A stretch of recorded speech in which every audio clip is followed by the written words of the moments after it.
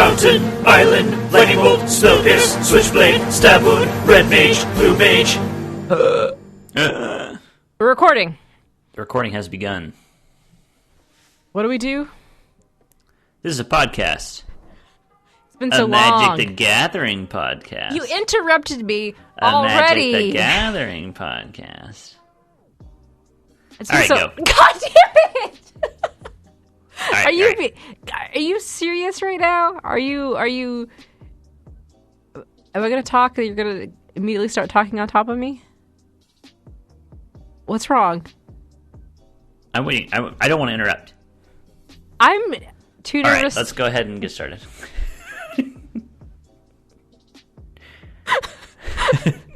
I quit! You can't quit. That's alright. Whatever. Started a podcast for now, for reals. All right.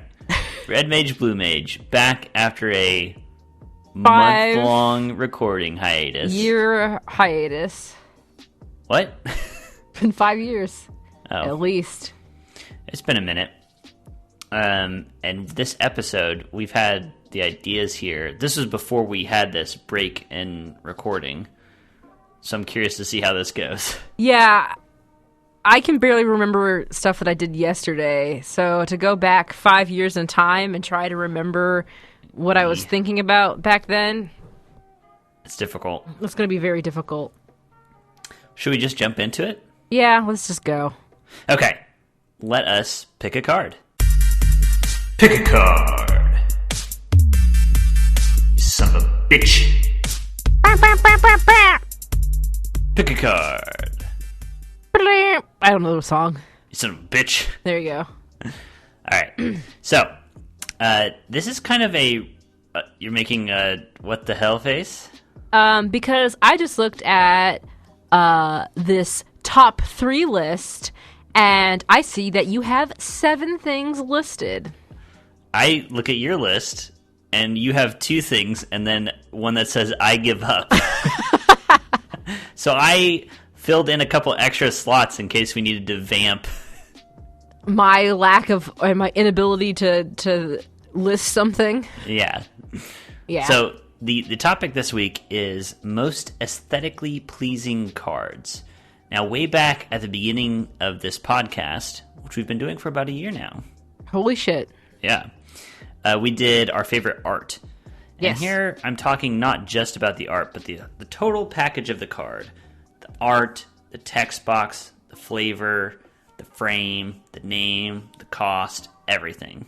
I honestly don't remember if you told me that. I guess I should have put it in the document for you to see. Oh yeah, that would have been very helpful. It's literally there. I don't know what you're talking about. I just see how you have 7 things listed. Oh man, streaming cannot come soon enough when I can highlight this shit. I can't. You've just basically blacked out a black bar. I don't see anything. Enjoy it while you can. What are you talking about? Enjoy these final moments of lies. I'll still do it. You will, but at least the viewer knows I'm telling the truth anyway. They can hear the earnestness in my voice. Kenny never tells the truth, so right. Okay. he's constantly So that's a funny lying. thing. I'm the blue mage, but you're the liar. I don't know what you're talking about. I That's a am lie. true to myself. That's a lie? Everything I say, I wholeheartedly feel. Lie. Okay, so let's dive in here. This is my choice. This is my list, so you get to go first. God damn it. What is your third place choice? My first one that I'm clicking. Oh. Wow, it's been so long since I've seen this. Why did I choose this? Yeah, I'm kind of wondering the same thing. What the heck? I don't remember doing this. Go ahead and read it. I don't want to talk about it. I mean, it's a pretty art's pretty. Our listener is in suspense right now. It's Seek the Horizon. It's a sorcery. Search your library for up to 3 basic land cards, reveal them, and put them into your hand. Then shuffle your library. Cost 3 and a green. And this is the Dual Decks Nissa versus Ob Nixilis edition. Yes, and the flavor text is a Nissa quote saying, "The horizon is the perpetual ideal, the constant promise of hope." I don't know why I chose it. It's been too long. I think it's maybe because I like Minion. Min Yum. I don't know how to say their name. I apologize. Oh, the artist. Artist. Because it's a very, very, very pretty piece of art. It is. You got like an aurora borealis kind of thing going on with a mountain in the distance and a path of light leading to it. Here's my problem with this prompt, this pick a card. Hit me. Go ahead. I welcome the criticism. Very much don't care. I don't like. I can't. I'm Like squinting very hard. Okay, let me take it back. I very much don't know anything. What are you still okay? So when I think about cards, so to pick a card for this, I would have to go through so many fucking cards because I don't have a lot of experience with any of them, and I think that's why my number one pick says I give up because I started going through all like I'm on the Gatherer. And I'm just like going through, just trying to find cards, and I have no point of reference. I'm starting with nothing, and I just am like, I like this artist, so I'll try and find the art because I don't know sets, borders. I couldn't tell you. I couldn't even tell you where to look. I also don't know how to Google, so. I was gonna say, I think it's fair to like you have a more limited like pool of cards that you know and have experience with. And I don't memorize things either. Like, I have a very bad... I forgot. What? You don't have a memory. I don't have memories. Every day is new to me. It's like that movie 50 First Dates. I relive, like, the same day every day. And so it's just like, I have a limited pool to choose from here. You're a goldfish of yourself. Actually, goldfish have longer memories than you think. But something worse, like a gnat. Funny that you remembered that. I don't know what you're talking about. What? What did I remember? But you picked this card. I guess! Supposedly. It had to have been me, unless you put it in there and I just don't remember I it. didn't put it in here. You're like, this is a piece of shit. I'm looking at other drawings from Nimium. I say drawings. Like it's fucking doodle. They're amazing. Very kind of, I don't want to say watercolory, but very blended colors seem to define this person's art. Mm-hmm. There's some good shit in here. Yeah, like the islands and like all the land cards I love. Yeah, their land is super good. Which, I mean, this card is basically a land illustration. Yep. So anyway, I picked that because I don't know what I'm doing. Okay. Let's go into mine. Okay, let's go to your pick number 10. No. Do you want to do that, or do you want to just jump into third place? Okay, we'll do third place. All right, jumping into Look, third place. see, I don't know these borders. I don't know things that have different borders. How am I supposed to know this? You know different borders. No, I don't. There's only one. Think about Eldraine. Eldraine has different card frames. Sagas have different card Oh frames. my god, you're right. You do know. You just didn't think about it.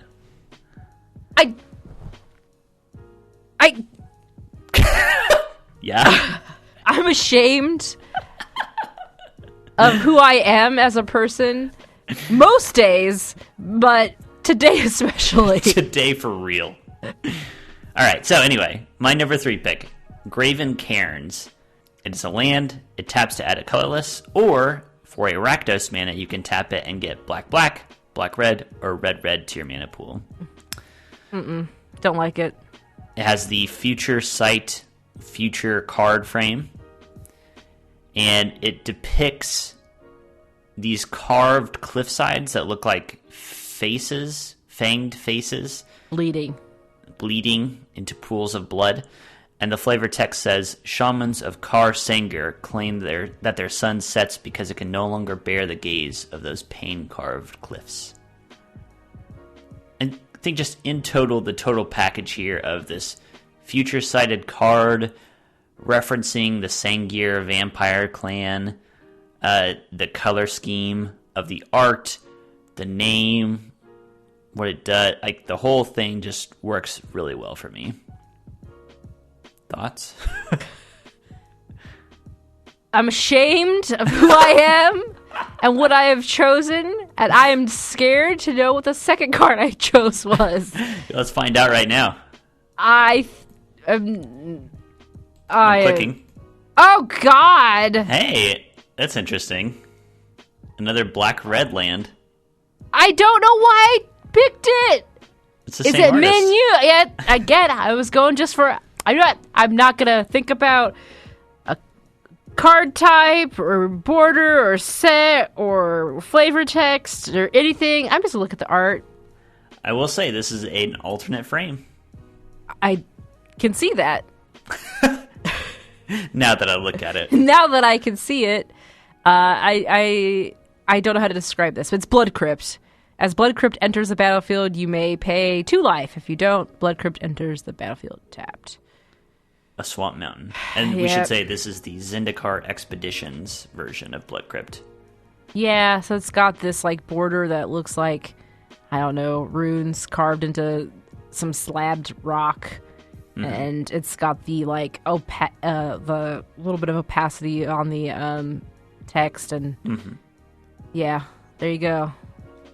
What do you like about this? I don't remember. I bet you I was just like, I have to pick something. I have a list I have to put things into. Min Yum is cool. Yeah, there's that. Outside of that, I had nothing. It's like opening a time capsule. Where you don't remember putting it together at all. Yeah. Why did I think this was cool? Who fucking knows? All right, let's see your second place, because... All right, pick number 2 is Planar Chaos Damnation. So this is 2 black sorcery. Destroy all creatures. They can't be regenerated. The end. Hey, look, it's a big old black hole. Black hole sucking people up. Of course, this art is a riff off of Wrath of God, which depicts a white like sun destroying everything in a blast. This is showing people sucking people up. I know that card, 100%. So it's cool that it is a riff off an older card. In Planar Chaos, this was part of the past, present, future sets of Time Spiral. Mm-hmm. And the present, which was Planar Chaos, they had a hard time figuring out what to do with it. Like, how do you make a set that's themed off of the present? So they did, like, alternate reality, kind of. So they picked a bunch of old cards and shifted their color and gave us different versions of them. I see. Some of them made sense. Some of them did not. So, for example, Mana Tithe is 1 white mana. It counters a spell unless its controller pays 1. That's based off a blue card, obviously, and it doesn't make any sense in white. Sure. But Damnation, destroying all creatures, that makes total sense in black. Yep. It's got an amazing name. It's got a very clean text box. It's got great art. I love the black frame with the white text and the white background. Very pleasing to me. What are you... You're making a kind of face. Don't tell people what I'm doing. I have to until we stream. And then they can see for themselves. I'm just fine. It's fine. It's fine. It's a good Kev card. Walker. Yeah. Good classic artist. Okay. Let's go to your number 1, I Give Up, it says. God, who knows what it is. Hey, it's another black hole. Why did I choose this? I must have just given up. I mean, that's what that's what your note seems to suggest. Well, Smolder Initiate. The fuck is this card? I don't This is literally the first time I've ever seen it. How did I find it? Why did you choose it? Why did I choose it? Chippy is the artist. Chippy's good. I like that it's cheap in costs. I'm going to make it up right now. Okay, I picked this card because, one, it's for Shadowmoor, which is, I don't know, a plane, I guess, that's cool. It sounds cool. It's like a dark moor. And smoldering is like, embers are pretty, and smoke, it's like so beautiful, the flame. And then it costs only 1 black mana, and he's obviously like this burning figure is like touching a circle. We all love circles. We all know how much we love circles. Whenever a player plays a black spell, you may pay 1. If you do, target player loses 1 life. Life is a circle. Death is a vicious circle. Yeah. The end. I picked it. Ow! Stop clapping! It's too loud. Life is a circle. Death is a vicious circle. I like that you picked this. The flavor text is so ridiculous. I love it. This is as close as you got to an actual choice. Who knows what I was thinking? I like the little fingers pointing at the circle. It's like a little Yeah, it's like whoop whoop. You know what I'm talking about. Wink wink. People who can't see what I'm doing. We're making an obscene gesture with a finger circle and a regular finger. Use your imagination. It's like penetration. Kenny, enough. All right, let's go to my number 1, the real number 1. You can't top this that I just did at all, right. period. I'm going to look at it and immediately. Are you serious? That's right, baby. It's the ugliest fucking card. I'll agree the art is ugly. All of it is ugly. You can't even read it. The card is Crucible of Worlds, and this is the Judge gift card, like the Judge promos. So it costs 3 colorless mana. It's an artifact. You may play land cards from your graveyard. Flavor text: amidst the darkest ashes grow the strongest seeds. So this was originally printed in 5th Dawn, had a modern card frame, and it got one of the very few modern cards that got an old card frame treatment in an official capacity. And I just love seeing new cards in old frames. I think it's so cool. The Proxy guy does this all the time. It looks so sick. So I like that. Artifacts are sweet. And I just love, in general, this card does something that no other card had done before. You can play lands from your graveyard. No card had that text previously. It's something they've only done like one other time, basically, maybe 2 other times. But this was the first. And this card was actually the result of, I think, the very first design a card thing where Magic WotC let the community design a card through a round of voting, and they created this card. I think it's super cool. I think it's super unique. I love how old it feels, and you do mention that the art is kind of ugly, and I kind of agree. It's like these glass spheres feeding into each other of like messy world stuff. But I think that's why I enjoy it being put in the old frame, is that it feels like an old card. I don't know. I just enjoy this. What do you think? I have no thoughts. What? Accurate.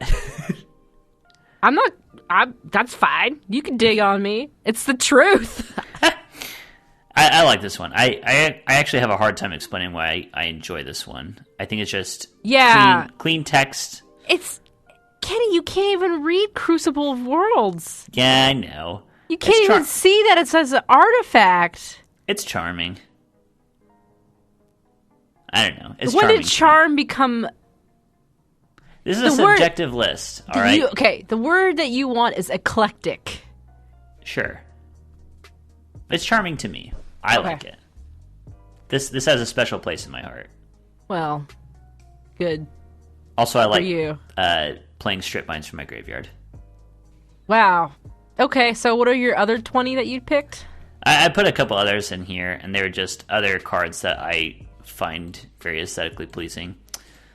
So one of them is All Is Dust from Rise of the Eldrazi. 7 mana, tribal sorcery Eldrazi. Each player sacrifices all colored permanents he or she controls. I like... It's kind of tricky because I think alternate card frames are something that they're doing a little too often, so it doesn't feel very special anymore. Like every set has an alternate card frame, it feels like. Yeah. But when they do it right, I think it pays off in a big way. the Eldrazi are aliens. They're supposed to feel weird and alien, and the alternate card frame of its like transparent nature and complete colorlessness did that job. All Is Dust, I think, would definitely win the contest for me of coolest name for a Magic card. Okay. I think the text fits what it wants to do. The art, you have an Eldrazi just turning and looking at you with a sun corona behind it, and just the landscape in front of it is just turning into dust just from its gaze. I think that's so cool. And the only thing that stopped this from actually hitting my list is the dumb-ass flavor text.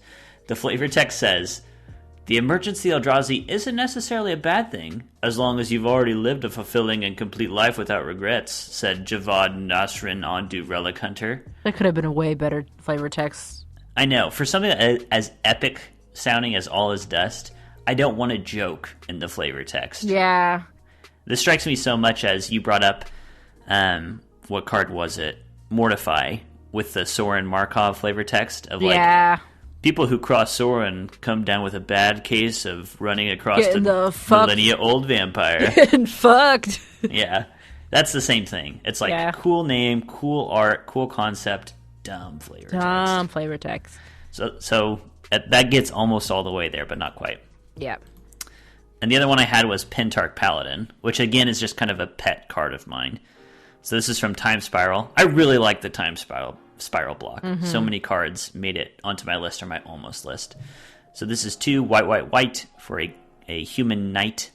3/3 as flanking. As Pentarch Paladin comes into play, choose a color, and then you can white, white tap, destroy target permanent of the chosen color. Dang. Does what I want it to do. It nukes enemy permanents, and I personally really like the aesthetic of Time Spiral, of the post-apocalyptic world. Yeah. That's something that we really haven't gotten, weirdly. And Time Spiral did it, but that's all gone. Like, Dominaria is back to how it was, which is good. Dominaria should be a world that is not ruined. Like, they like to blow up their worlds. I would like to just go explore a world that's already a ruin when you go there. Do you know what I mean? I thought there were planes that were ruins. Well, like, so for example, Mirrodin got blown up and turned into New Phyrexia. Zendikar got attacked by the Eldrazi. So you just want to show up to a plane that's already been ravaged? Right. I want that to be... what I'm saying is, like, the problem I have with, like, Time Spiral or New Phyrexia or Zendikar, all those, like, I like the original world, so I don't want to destroy it. I want to just enjoy that world for what it is. Mm-hmm. I want to have a separate world that's just, like, welcome to Mad Max post-apocalypse world. Right. That would be cool. This is as close as we got, I felt. Gotcha. So that's my list. Cool. I did a bad job 5 years ago. I was going to say it's a month ago. I don't think you can hold yourself responsible, really. Yeah, anything you do in the past has no bearing on, or you can on who you are. Yeah, on who you are, responsibilities. It's literally a day you're just free from all the choices you've made. Holy shit. What? I need to keep that in mind. Okay, now, for part 2, though, I will hold you responsible, and I think you're going to have stuff to talk about. So, let us discuss. Once again, it's time for an academic debate between a civilized scholar and a homicidal brute. Let's begin. So, in this kind of just a chat, I guess, of just discussing things in Magic. So, again, this was a month ago, so please bear with me as I fumble through explaining this, but I remember Brandon and I were talking about Magic stuff, and he's a Redditor. I don't ever go on Reddit, but he spends a lot of time on Reddit. And he came across a thread plus some video of this man, or his father, who was teaching his daughter, who I believe was like 4 or under. Oh, 3 or 4?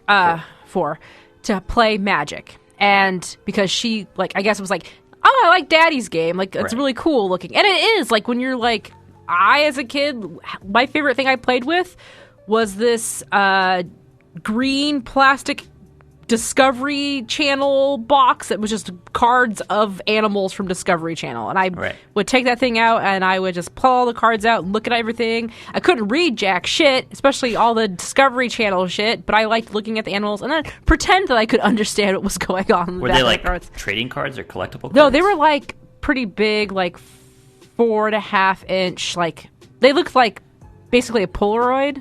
And did it have like a picture and a blurb about the animal? Yeah, it had a picture. It had a picture of the animal, like an actual a photography, and then like the caption of what the animal is, and on the back had like a map of the world where you could see where it was from. Oh, like cool. you pointed out, and then it had like lists of stuff. I could not read any of the words, but I could look at the animal, know what the animal is, or ask somebody to tell me it, and then I would like look at the back. Where it was in the world. Yeah, and I could see like where I didn't even know what the fuck the world was. So anyway, Some things never change. yeah, exactly. I'm still 3 years old in my mind. So anyway, this is probably magic that I would be good at, that this man created for his daughter. So he did. Okay, this is where you're gonna have to edit a lot. So. I think the way that his deck is structured is that he made pre-con decks. Like, they're all just built decks, but they're only 20 card decks. And he actually created them to be, like kid-friendly. Like, Right.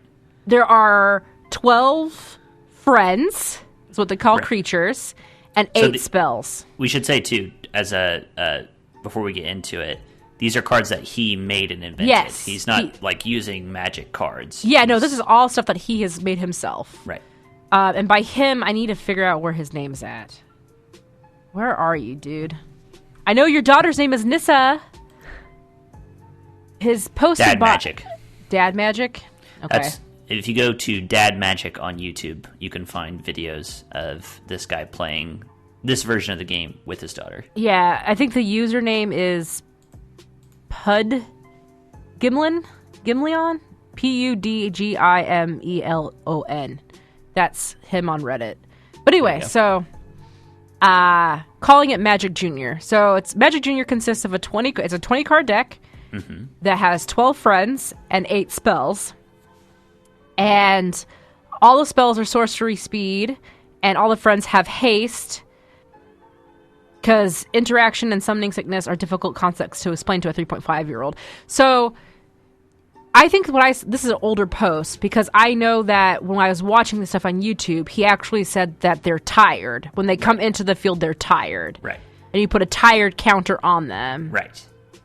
That's how to explain summoning sickness. So I think he was able to explain summoning sickness on a further revision. Yes. I think having a token to track that makes a lot of sense. And it feels like, I mean, I think anybody who has played with a newer player understands that new players have a hard time understanding, oh, I can't attack with this when I first play it. But I can block with it when I first play it. Yeah, because it's not on your turn. Right. So he also made it so you have just a mana base just already there. And it's shuffled, and I think it's 5 cards? Face down. Face down. Yeah, 5 lands, 2 of each color, and 1 dual land. And you flip them up every turn. Right. So the turn sequence goes untap, draw a card, flip over a land, play spells or friends, attack, and then play more spells and friends, and stuff like that. I've watched the YouTube videos. It's awesome. Like, she gets it. Like, of course, she's 4 years old. She has to be reminded what to do. And I like how they use raisins as the health counters, and they just keep taking them back and forth from each other, like taking them away. Or eating them, yeah. And then gaining stuff. Instead of writing it down or having a dice, you have just a pile of raisins that represents your life pool, and it just depletes over time. So you can physically see how much you have left. Yeah.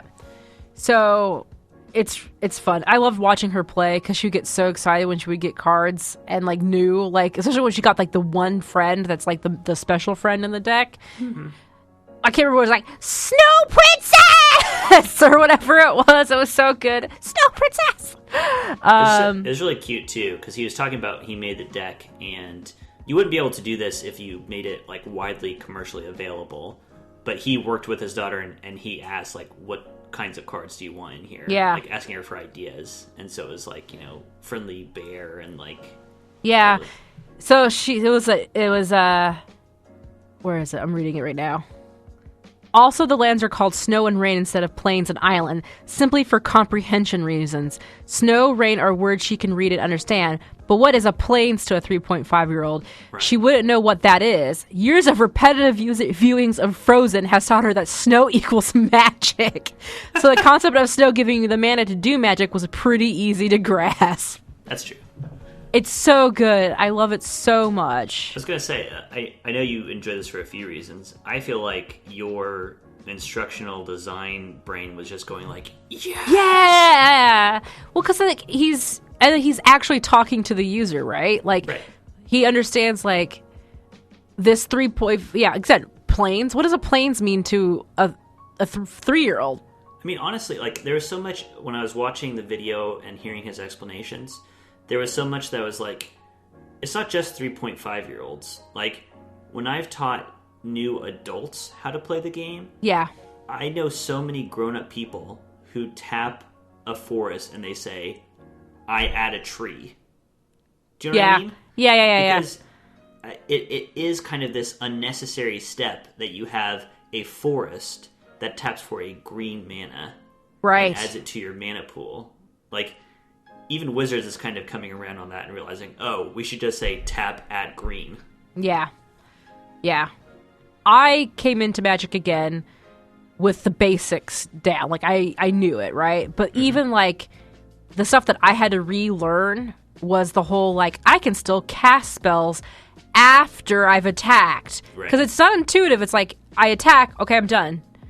I'm done. There's another main phase. There's another phase. Oh, and upkeep is an actual phase that things can happen in. I can Vendilion click you during your draw phase. And at the end of your end step, I can tap something in response.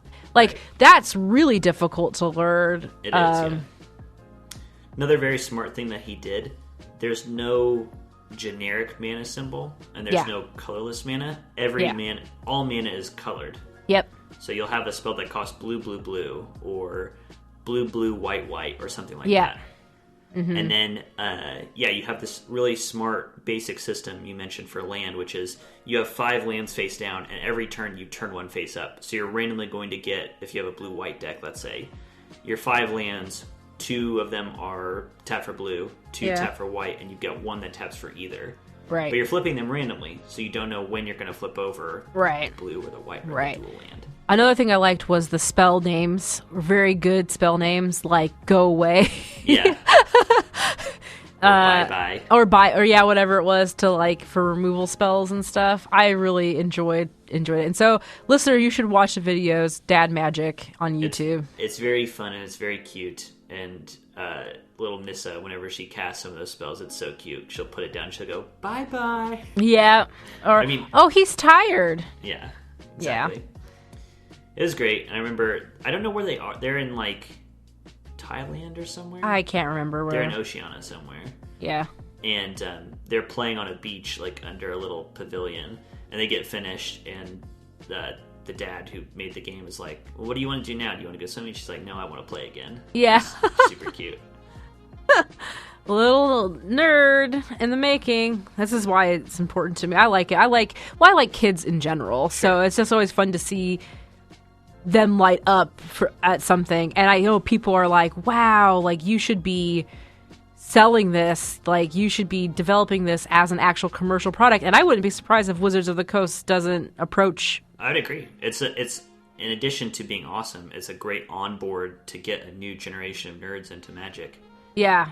And I know, I mean, even my limited experience playing with people and their kids, it's such a common phenomenon for the kid to be hovering around and wanting to play. Yeah. Like, I had a friend who, we would play Magic, and he gave his kid just old cards, basically. So while we were actually playing, they were pretend playing. They were, like, putting down their chewed up cards on the table and moving them around and stuff. It's like when you like had a younger cousin or something, and you're playing video games, and it's only 2 or 4 player. You give them an unplugged in controller. Yeah, it's true. Except this is like they're actually learning stuff, and they are. You mentioned one thing that you really liked about it. I remember from 5 years ago.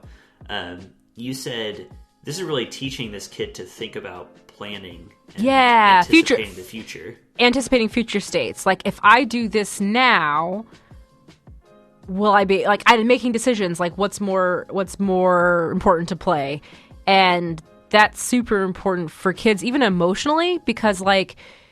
Again, a 3-year-old has 3 years of experience, one of which they can maybe draw upon. Yeah, 2 of which doesn't count. Like two, I don't remember anything past before 2 years old, really. But stuff started to come into view when I was like 3 or 4 and 5, right? And to a kid, something that we experience, like dropping an ice cream cone, we know we can get another one. Like if this happens, it can exist again. Like, it'll be fine. That's a future state, right? Like, okay, that happened, but I can do this. And so when you start teaching kids like this at 3.5 how to think ahead, you're helping them emotionally, too. It's just like, oh, I can plan for X. And their responses are, I don't do child psychology or child education or anything, but I'm assuming it helps with that kind of development where it's like, okay, there is more to just this space right here, right now. Right. There is a future. Yeah. That can affect it. Yeah. Yeah, definitely. So, Dad Magic, go check it out. It's really cool. Really smart design choices as well.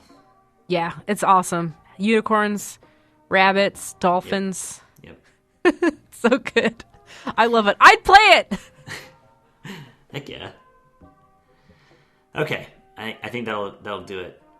We gotta get back into the groove. Yeah. Woof. And soon we'll be doing episodes that we've planned less than a month ago. Oh Lord, it's been a holiday. Woo! It has been. Well, thanks for sticking with us. We're Red Mage, Blue Mage. I'm Blue Mage. She's Red Mage. You can email us. Yes. I said we forgot to do it at the beginning. Oops. Yeah, oh well. Right. You can email us redmagebluemage@geekspective.com. You can tweet at me at Wolfmere. And I'm at Rocket Orca. Until next time, I'll be representing Counterspell. What do I have again? Oh yeah, the bolt. Wow. Bam!